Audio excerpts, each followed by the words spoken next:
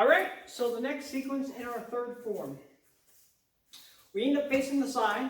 We're doing this side, if I started facing the camera. We're going to throw an outside-inside kick and then a bounce side kick. Okay? So an outside-inside kick, outside-in crescent kick. It's a crescent kick because it makes a crescent shape. Outside in comes from the outside in, which is like an outside-inside block. Okay, and then we'll do inside-outside block next, but we'll start with the outside in. Outside in, circles. I like to think of drawing a circle with, or an arc with the tip of my toe. Okay, the reason I say that is because the knee needs to be straight.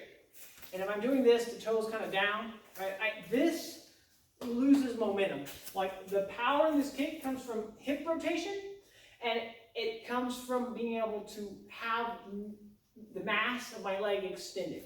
So this is no good. This is good. Okay?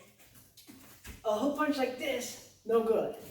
A hook punch that has a little bit of a distance that adds to the force that's going to be imparted on my target. Okay? Now, can you kick the head with this? Yes. That's not how I'm using it in the form, though. Okay, so if I'm going to use this as an attack, the general way you'll see this, if you see Karate Kid at all, Tung Sadil style, they throw the series, Cobra Kai, the series, they throw this one a lot. It is the inside of the foot hitting across the face. Pop. Great if somebody has their hands down. Somebody has their hands up, doesn't work.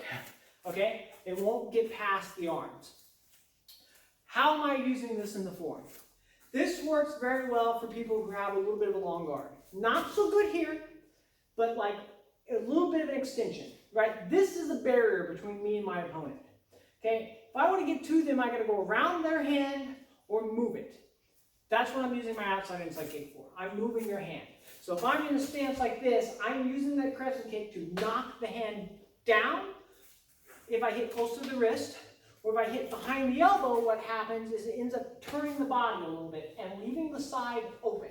Not just the side, but it's the head, it's the whole back half here. By hitting here, I turn the body. By hitting here, I pull the hand down. So in the form, we're using a bounce side kick. One, bounce, and then I throw the side. Boom. Can I do it without the bounce? Yes. I can be here and throw the side kick. That works too. Okay? It's a little bit more advanced. It takes a little bit more balance. You got to hit really hard to be able to knock the hand out of the way and still be able to do that fluidly. It can be done though. Okay? I used to use this attack in tournaments a lot, Taekwondo tournaments. I'd knock the hand out of the way, kick underneath it. You can go spinning with it too. You're really flexible. You can go to the head. I don't remember if I used to bounce or if I kept it up. I can't recall. It was many years ago. But it's an effective technique for dealing with a guard that's a little bit longer. I move the hands. So one, if I knock the hand down, the head is open. So boom. If my foot hits here and knock, leave the head open. So it's really good for either coming in for a palm strike or any other head strike essentially with the hand, or roundhouse kick to the head without putting it down. You just go pop, and then you hit the hand this way, the foot comes around and then hits the side of the head. In the form, like I said, we're hitting down here and opening this up for a side kick. One, bounce two, make sure the hips rotate into that. One, my hips rotate into that kick. Right? Flip, there's a hip rotation to get some rotational force into that kick and to position ourselves in the right position, more structural integrity. Okay, now we do that on one side of the form. So we go 1, 2, we do the other side, then we turn around, we're facing the other way. We move forward into a tiger stance, into an inside-out crescent. Okay? In the form, it looks like this. So I'm landing in fighting stance, I move forward to use my front leg, inside out, roundhouse kick. Okay, and then we do it on the other side. I put it in the form like this because I want you to learn a different footwork. right? Because we did learn this earlier in the form, but we can also move this way. The reason we would do that is to move forward and attack. Could be a snap kick, could be a palm strike, could be side kick, which we'll do in the next form. Okay? We're just using this to move forward to get a little bit closer to our opponent. Okay? Can I do this with the back leg? Yes. Okay? If I want to use the front leg without doing it from a tiger stance, it doesn't work so well. That's why I'm doing this. Okay? If I want to use the back leg, I can do it as well. Inside out crescent, it's the opposite of the outside in. I draw the circle with the toe. But the important thing on this one is the hip rotation.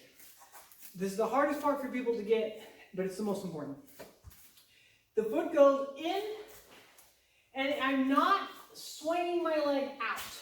Okay, if you take your leg and swing it out that way, it is putting a lot of strain on some ligaments and some tendons and stuff in your hip. It will stretch them, and then if you do that, you will have a hip that wants to slide, be a little loosey-goosey in its socket, okay? Which isn't so fun. I did that years ago on my left side, just because I didn't turn the hips on that kick. So when I throw the kick, I'd leave it out, and it put a lot of strain.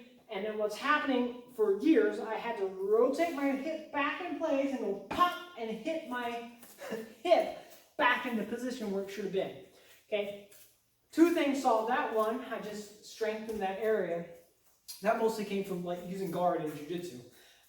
But the other thing is I stopped kicking improperly. So when I say I'm going to throw a back leg kick, if I put it in front of me and stay in a front stance, this is fine.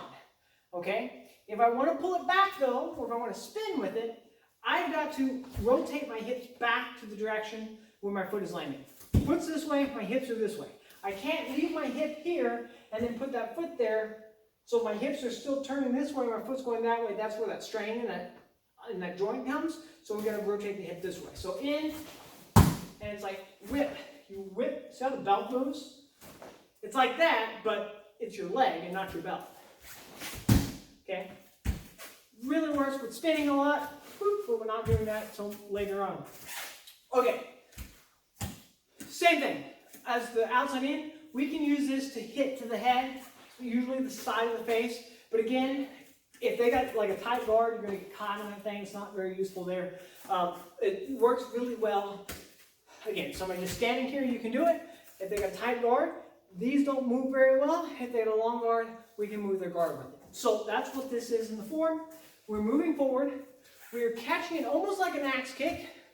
We're coming around the wrist and to the side and down. Okay, so the movement is here, in this way. We open the hips, we land in a front stance, boom. They're here, their hand just got pulled down, head is open. Okay, if you're not flexible, doesn't matter, it's a fake, you just kick the leg. Okay, in the form, the kick is intended to go to the head. So knock the hand down this way, roundhouse kick to the head. Okay? However, if you're not flexible, you do the exact same thing. You just pulled them this way, okay, making it difficult for them to check, right? To check a kick, I need to be able to turn my hips into it a little bit. So if I rotate them this way, they can't check a kick to the leg. One, boom. We can go to the leg, we can go to the head. If I hit on the inside of the hand, which we're not doing this in the form, but it would also work, I can hit inside the hand, boom, and then I open up this section. This hand is still here, but a lot of times I'll still get them with like a snap kick.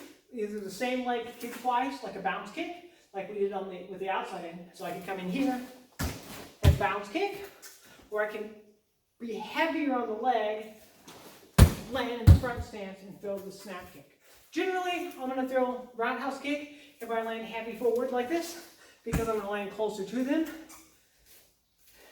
If I keep it back, I can throw the front kick, maybe even a side kick, but that's a lot of rotation, it's a little bit slow. So this is kind of a concept with inside out, outside in kicks. We can use it with the hand too. Like I can knock the hand down and throw like a palm over it. Okay, and that one kind of turns my face into their backhand if I'm hitting this way. But if it's successful, it doesn't really matter. But it's just another option I have with it. So that's crescent kicks. That's that section of the form and how that's intended to be used, and some other options we can use with those kicks.